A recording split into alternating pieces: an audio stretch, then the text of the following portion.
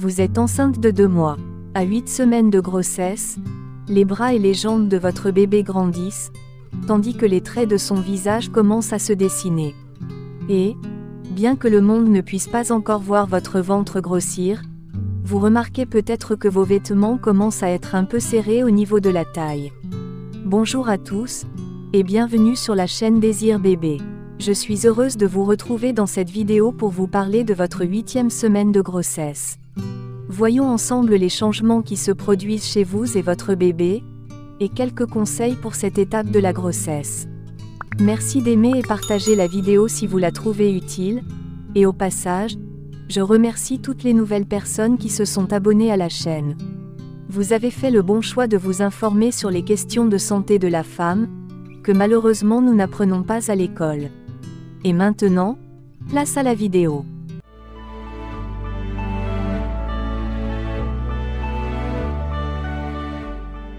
Le développement de votre bébé à 8 semaines. À 8 semaines, un bébé mesure généralement entre 1,5 et 2 cm, soit à peu près la taille et la forme d'un haricot.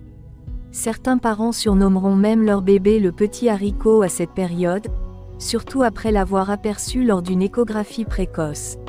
Cette semaine, les caractéristiques physiques de votre bébé deviennent plus visibles, les systèmes corporels et les organes continuent à se développer, et le bébé commence à ressembler de plus en plus à un petit être humain. Les changements corporels. L'apparence de tétard de votre bébé s'estompe, la queue embryonnaire incluse, alors que son corps commence à se redresser. Les bourgeons des bras et des jambes s'allongent, tandis que les doigts et les orteils se forment à l'intérieur des mains et des pieds, qui ressemblent à des palettes.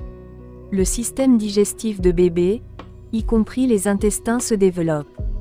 Mais, il n'y a pas assez de place à l'intérieur du petit embryon pour les intestins, qui se déplacent donc dans le cordon ombilical.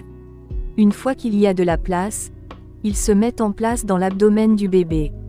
Les caractéristiques faciales. Le nez et la lèvre supérieure du bébé commencent à se dessiner. Les minuscules plis des paupières se développent. Les oreilles commencent à se former à l'extérieur de la tête du bébé, alors qu'elles continuent à se développer à l'intérieur. Les organes reproducteurs. Les organes génitaux de votre bébé deviennent des ovaires ou des testicules, mais ils ne sont pas encore visibles. Il faudra attendre encore un peu avant de pouvoir faire une échographie, ou d'autres tests prénataux pour connaître le sexe de l'enfant. Maintenant, voyons à présent vos symptômes courants cette semaine. Comme vous l'avez peut-être déjà entendu, les symptômes de la grossesse varient d'une personne à l'autre, et d'une grossesse à l'autre. Il ne s'agit donc pas de symptômes que vous devriez avoir en ce moment. Ils peuvent avoir commencé la semaine dernière, ils peuvent commencer la semaine prochaine, ou vous pouvez avoir de la chance, et ne pas les ressentir du tout. Les nausées matinales et la fatigue se poursuivront probablement cette semaine, mais vous pourrez, ou non, également ressentir de légères crampes, des vertiges et des changements au niveau des seins. Les crampes. Même si vous ne voyez pas vraiment la différence, votre utérus a commencé à se développer. Cette expansion normale et naturelle de l'utérus peut entraîner un léger étirement et des crampes.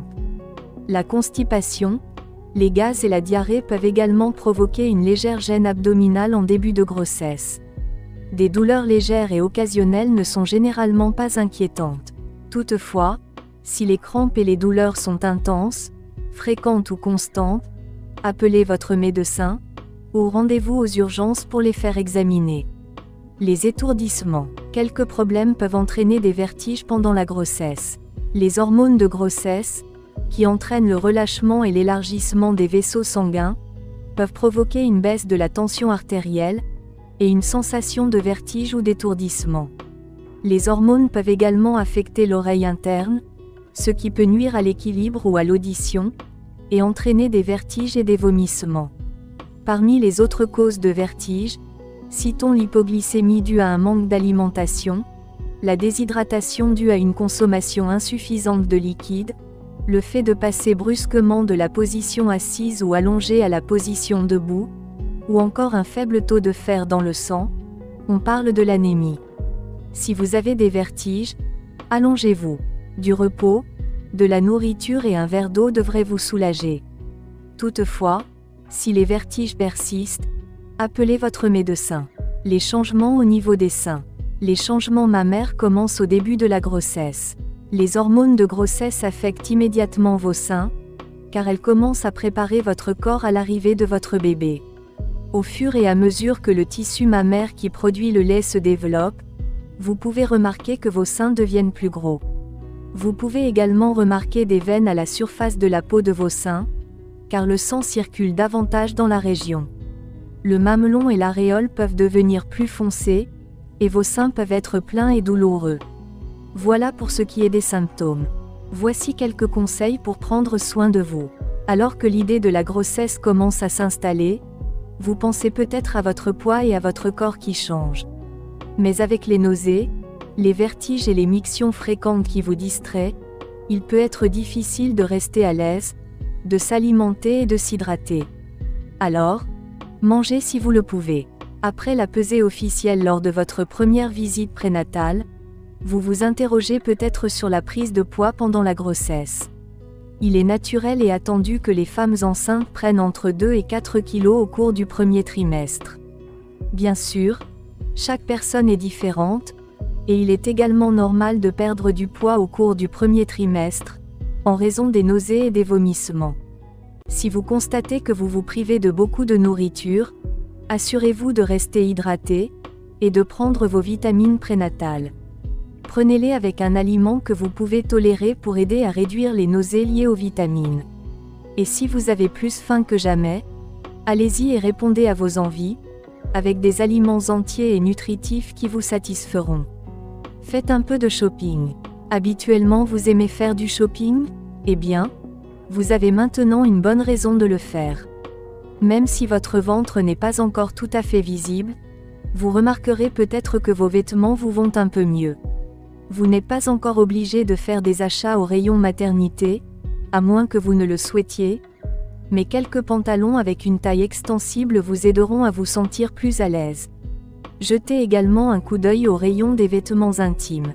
Les soutiens-gorge que vous portiez avant la grossesse sont peut-être trop serrés, et exercent une pression sur des seins déjà douloureux. Une nouvelle taille ou un nouveau style plus confortable peut faire la différence. Ajoutez des encassins. Manger quelques encassins au cours de la journée est un moyen de lutter contre les désagréments de la grossesse. Prendre de petits repas et des encas plus souvent peut donner plus d'énergie tout au long de la journée, éviter les vertiges liés à l'hypoglycémie, et empêcher les nausées de l'estomac vide de vous surprendre. Gardez donc à portée de main des encas sains et faciles à attraper, comme des pommes et du beurre de cacahuète ou du houmous, et des chips de pita au blé complet. Au besoin, n'hésitez pas à demander en commentaire des idées d'encas que vous pouvez manger. Quelques conseils pour les hommes. Votre femme enceinte n'a probablement pas encore de ventre de bébé, mais cela ne devrait plus durer très longtemps. Si vous espérez documenter la progression du ventre, c'est le moment de commencer à prendre les photos mensuelles. En même temps, sachez qu'il n'y a pas de mal à ce que vous ayez tous les deux besoin d'un peu de temps seul pour digérer tout ce qui se passe. Pendant ce temps, prenez le temps de choyer votre femme et vous-même. Si vous, futurs parents, prenez le temps de vous occuper de votre propre bien-être mental, cela ne peut qu'être bénéfique pour votre bébé. Comment se passera votre rendez-vous chez votre médecin? Vous avez peut-être consulté votre médecin dès la 6e semaine.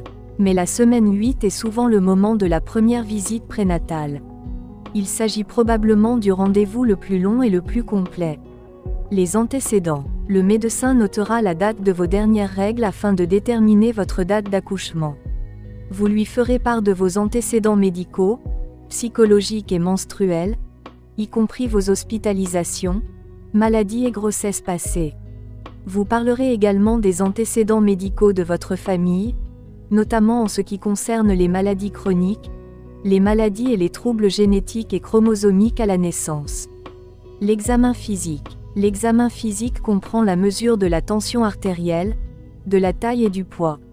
Vous pourrez également subir un examen des seins et un examen pelvien avec un test de Papa-Nicolau, si vous n'en avez pas subi récemment. Les analyses de sang et d'urine.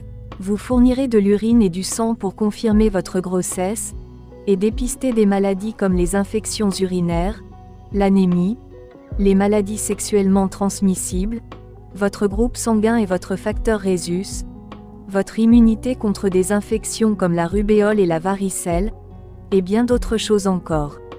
Bien que vous n'ayez pas à subir de tests sanguins à chaque visite prénatale, il se peut que vous deviez uriner dans un gobelet pour un dépistage urinaire à chaque visite, en fonction de vos facteurs de risque.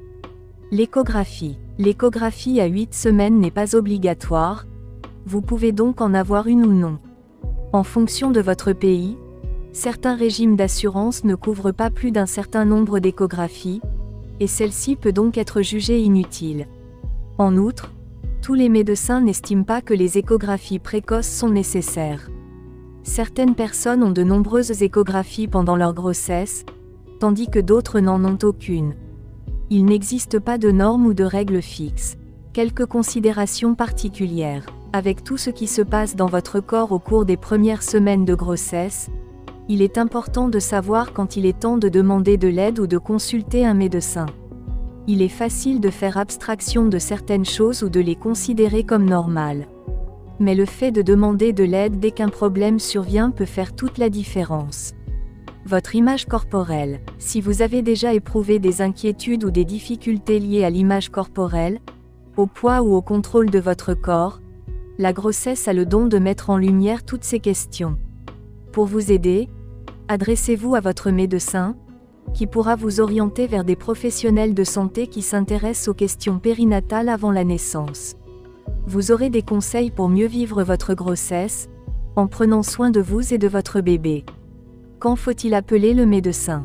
Certains symptômes de grossesse sont rassurants, parce qu'ils vous donnent l'impression d'être enceinte. Mais certains symptômes peuvent être effrayants. Des douleurs et des élancements étranges, ou des saignements peuvent certainement être source d'inquiétude. Vous devriez toujours vous sentir à l'aise en appelant le cabinet de votre médecin pour poser des questions sur vos symptômes. Cependant, vous devez absolument appeler, ou vous rendre à l'hôpital dans les circonstances suivantes. Les symptômes de la grossesse vont et viennent, mais en général, ils ne disparaissent pas d'un seul coup pour ne plus revenir. Informez votre médecin si tous vos symptômes s'arrêtent soudainement. Les taches et les saignements peuvent être tout à fait normaux, mais ils doivent tout de même être vérifiés, surtout si les saignements sont abondants. N'hésitez pas à regarder notre vidéo sur les saignements pendant la grossesse. Vous pouvez vous attendre à des douleurs légères et à des élancements. Toutefois, si vous ressentez des crampes douloureuses ou des douleurs abdominales intenses, vous devez consulter un médecin sans tarder. Vous devriez également appeler si vous ne pouvez rien avaler, si vous avez de la fièvre, si vous avez des douleurs lorsque vous urinez, ou si vous ne vous sentez tout simplement pas bien. Pour conclure, si vous avez consulté votre médecin cette semaine, vous avez probablement reçu beaucoup d'informations et obtenu des réponses à certaines de vos questions. Vous vous sentez peut-être mieux par rapport à certaines de vos préoccupations, ou vous avez peut-être encore plus de questions maintenant. Il n'y a pas lieu de s'inquiéter. Vous verrez votre médecin régulièrement à partir de maintenant. De plus, vous pouvez et devez appeler le cabinet si quelque chose ne peut pas attendre. La semaine prochaine, votre bébé et votre utérus continuent de grandir, alors que vous entamez votre 3e mois de grossesse. Il se peut que vous ressentiez pleinement les nausées matinales, qui atteignent leur paroxysme vers la 9e semaine. Alors je vous souhaite une belle grossesse, et on se revoit très bientôt pour votre 9e semaine. Prenez soin de vous.